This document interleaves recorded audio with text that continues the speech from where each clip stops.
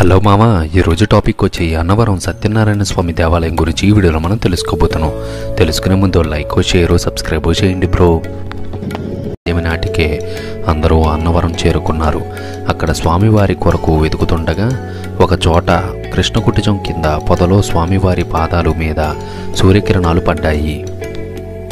వెంటనే వారు ఆ పొదను తొలగించి స్వామి విగ్రహాన్ని రత్నగిరి కొండపైకి తీసుకుపోయి కాశీ నుండి తెచ్చిన శ్రీ మత్రీ పద్వీభూత మహావైకుంఠ నారాయణ యంత్రాన్ని విష్ణు పంచాయతన పూర్వకంగా సాధారణ శకం 1891 ఆగస్టు 6న ప్రతిష్ఠించారు.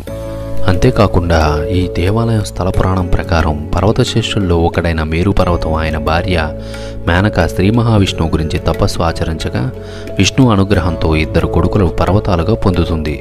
ఒకడేమో భద్రుడు, ఇంకొకడు రత్నకుడు.